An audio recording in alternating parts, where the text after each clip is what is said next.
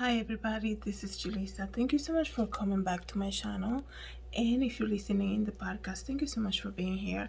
It is Friday, July 21st, 2023.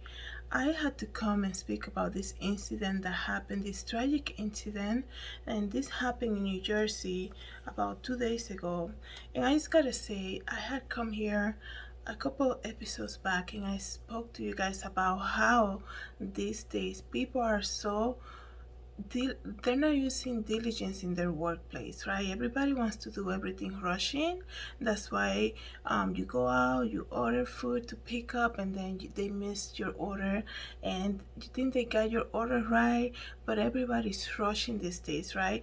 And as we are all rushing, doing things, not paying attention, right? Not paying attention to details, we're also on our cell phones, right? Checking social media, checking everything, and listening. You see everybody, they don't even hear, like, they're always wearing those little headphones, the AirPods, and they're always with those things on, and you see people talking on like on the store, and you're like, is she talking to me or she's with somebody on the phone?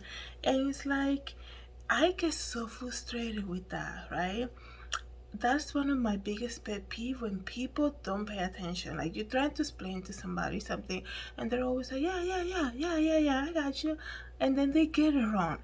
It's like, at least let people finish, right? Listen to the instructions before you say yeah. Like, nobody wants to be seen like they don't know something, right? So they say yeah, yeah, yeah to everything, and at the end of the day, they're not even paying attention. And you're like, that's what I told you before. That's what I said. Oh, yeah, yeah, yeah. It's so frustrating. But what happened in this case is worse, because somebody died because of the careless action of somebody, okay? And it's such a sad story. I gotta tell you, when people have a family member in their home that needs help 24/7, and like, that's kind of like in my case with my mom, right? So that's why I'm so thankful for my sister, who's able to basically live with her and help her. um when I see parents, right?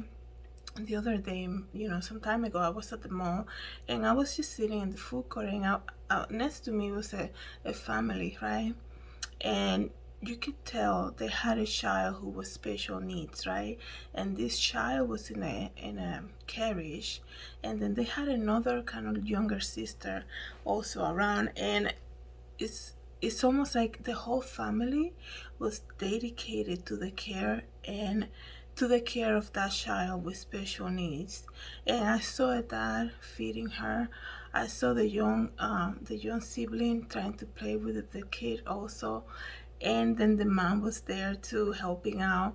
And I was like, that is so beautiful to see the whole family dedicating themselves, kind of being there for this child with special needs. And I can only imagine what this family, whom I'm going to speak about now, is going through right now. They have a special needs child, only 6 years old, right? And she's in a wheelchair.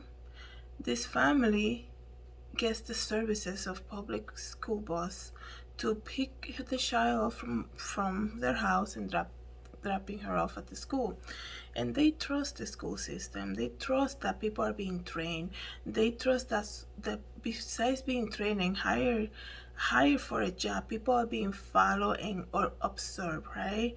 And kind of like seeing if they're actually doing a good job. Because I think, when you're dealing with people with kids with special needs, you need an additional training. You need an additional kind of like, a more in-depth, I guess you can say, skills to deal with something, because you don't want to miss out on anything, right? They communicate differently, right? They're not gonna tell you if they're, in a lot of cases, obviously they're not gonna tell you if they're thirsty. They're not gonna tell you if they cannot breathe, right? So I'm assuming that people who are in charge of special needs kids go to an additional training that other people perhaps that don't take care of special needs kids will go through. So this case is so frustrating. It is so beyond being super sad, and it's just shocking to see a family in so much pain because they lost their 6-year-old daughter to a negligence, right? To a negligence of a worker who was too busy with her AirPods on her 2 ears and being on the phone while she was supposed to be taking care of a special needs kids, right? So it's just so sad. I don't even know, like, I don't even know, like, what people's mentality is these days. Like, like, be thankful that you have a job, number one, right? You are hired to do a job, and you're so consumed with technology and having make sure you have your music on. Nobody can work without music these days, right? Everybody has to have that. And everybody has to be talking on the phone too these days. It's like you are at work, okay? You deal with special needs kids. Pay more attention. You don't need your headphones on. You don't need to be on your phone, especially if you're in charge of also driving a bus, right? So let me just read to you this briefly, right? A New Jersey school bus monitor has been charged with manslaughter in the heartbreaking death of a 6-year-old special needs girl strangled by her wheelchair harness while the monitor was allegedly on her cell phone. The little girl, Faja Williams, was buckled in the back of the bus by Amanda Davila, 27 years old. That's the name of the school bus monitor. Buckled up in the back of the bus for the Monday ride this week, right? And she was going to an extended year program at Franklin Township in Somerset County. During the trip, Davila was sitting near the front of the vehicle and was utilizing her cell phone while wearing earbuds, headphones, on both ears, of course, right? Because we have to be, everybody is so needed these days. You cannot say, I'm at work right now, I cannot talk to you, right? That's still possible. You can also say that to people. Okay, you don't have to answer in the moment. And I'm getting annoyed because, like I said to you guys before, my mom, she has dementia. So a couple years back, she was at a nursing home, right? So, like I said before, this is another reminder. If you have a parent or somebody or a loved one, right, in a nursing home, check on your people, because just like as this incident happened, you encounter the same workers everywhere. Like I said, you go to a restaurant, they're not paying attention, right? You go to buy clothing, you have these young kids. I'm not trying to say anything about the young kids, right? There's a lot of people who you can tell they're so young and they're so mature and they're so professional when they are talking to you. But then you have the other opposite of that, which are people who are just not paying attention and they want to earn a paycheck and not do their job right. So yes, check on your people, right? And it gets me frustrated, especially because people who take care of special needs kids and people in nursing homes, they go through an extensive training, right? It's expected for them to do so, right? And companies is also blaming the companies that don't follow through. There's not enough staff that say, hey, we just hired this person 2 weeks ago. You think she's good to handle like kids already, like to have so many kids? Is she on her phone? Like, can you remind her she's not supposed to be on her phone when she's at work or something, only for emergencies? But these days, they're hiring anybody, right? Because people, that's another thing, people don't want to work. So I don't even know how people are making a living, right? That's another frustration that they hire basically anybody. That's why bad cases come out of nursing homes, right? That's why I say check on your people. I'm gonna repeat myself. Check for behavior, something that changed. Go there. Every night if you can for at least dinner time. If you just see that your family member is not even looking at you in the face, something's changed. They're not eating right, they're losing weight, right? Something is going on. and you need to, be the advocate for them, right? Um, so they're hiring people. Yeah, you hire, like, in these companies, they don't even follow through to supervise people, right?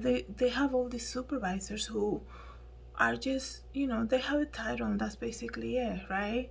And they're like, what am I supposed to do? Like, what am I supposed to do? Then you have a case like this when a child died out of negligence of somebody who was, what could she be doing? You're hired to deal with special needs kids. Do you need to have headphones on? Do you need to be on your phone? Like, are you just trying to earn a paycheck? And now that my mom is at my sister's house, we have these caretakers that go to the house, right? And throughout the years, we have seen them come and go, right? Because she's like, this is your job, basically. You're gonna be here, you know, cook some food for one person, right? You just have to cook food for one person and just talk to her, just be there with her, keep her company.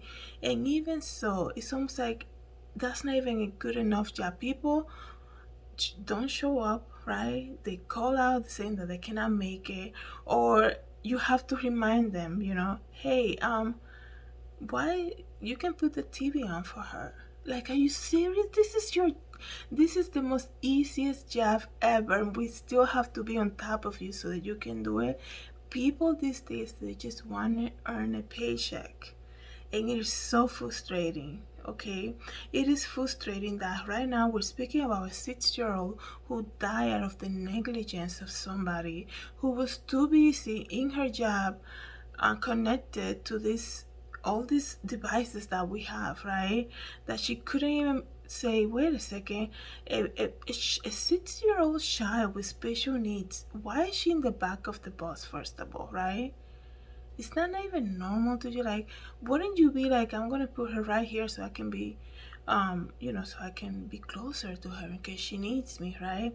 I remember when my mom started with the dementia, and I was so concerned that she might just leave the house because when she would get upset, there was nobody stopping her from leaving the house, right? So I remember one day I was so tired just coming out of that event. I'm like, I just need a nap right now. Like, I am exhausted. So what I did was I took her to my room. I put her on my computer desk, and I said, "You can sit here, mom. She used to do this kind of like knitting thing, so I will set her up in my computer desk while I was in my bed, like taking a nap. But I will put her the TV on, and just so that I can keep an eye on her, because it would be so what do you call that, irresponsible for me to be like, let her be in the living room and be like, okay, I'm going to my room to take a nap, okay? Knowing that she has something that if she leaves the house, she's not going to be able to come back, right? Because she will not remember. And she will leave or put the stove on, right, while I will be taking a nap, and then that could have caused a fire, or she will leave when I get hit by a car or something, or disappear and probably never come back. It will be very irresponsible for me to just let her be, right? So I will make sure that she was within my eyesight, right? I'm like, I will bring her down to my room, set her up, like I said, lock the door, right? Because I didn't want her to leave. Because I think, when she was in that stage of the dementia, she has so much energy, she wouldn't get tired. So she was on constantly, right? And I think a lot of this medication that they give to these people, they don't really help them that much, right? But going back to this, before I run out of time here, this case, so now the school bus monitor, Amanda Davila, 27 years old, has been charged with manslaughter. And it's so sad because now, now she's gonna learn this. And her life has basically changed. Just as the life of the parents of Naja Williams has changed. They care for the child. You can look at it from the photos. I wish I'm gonna see if I can get photos for you guys. If you're listening in the podcast, come to the channel. You can just search for her. Let me see if I can get one hair. You can see that this child was very cared for by her family. Her family came and did they came to the news already and spoke, and they look so distraught. I can only imagine. Like I said, when a child is born like that and with special needs, you could tell that they're all like the whole family, like the family I saw at the mall, the whole family is basically dedicated to that child. And it's so sad that we encounter something like this out of negligence, right? Look what technology has done to us. I mean, don't get me wrong. Um, as much as I do all this internet stuff, right? This social media and, here in the podcast, on YouTube and all of that, when this is the thing, I feel like sometimes, because I post so much, people think I'm always on my phone. Sometimes I don't even know where my phone is. And I just post stuff and I don't even go back and look at it. That's why a lot of the other day I realized somebody sent me a message like back in March. I'm like, oh man, I never replied. Like, I don't, it's all assumption. I don't even check or follow through. And then I'm like, why am I getting so many notifications? I'm like, oh, that's right, I posted something not long ago. But it's just sad. Like, once again, I hope that society changes. People, they just want to earn a paycheck these days. They get hired, to get these jobs to deal with people with special needs, with people in nursing homes, and they're just, if the company doesn't follow through and check on their employees enough, this is what things like this happen out of negligence. Because I guarantee you, I think she was in that job for a while. I think she was a new hire too. I guarantee you, somebody who had worked for many years would have known better to at least not put the child so far back, or or be close to her, or check on her, or would not have had headphones on. Because if you hear it's something dropping, right? Because they say the wheelchair, fell down, right? And that's why the harness kind of killed the child, which is so sad to even say that. You can only imagine. Like, another person who probably had more experience would have known, like, would have heard something. So why you have your two headphones on and you're on your phone? You don't, like, if you're dealing with kids, you're not gonna hear anything if they're calling out for help. People these days, they just want to earn a paycheck. Here she is.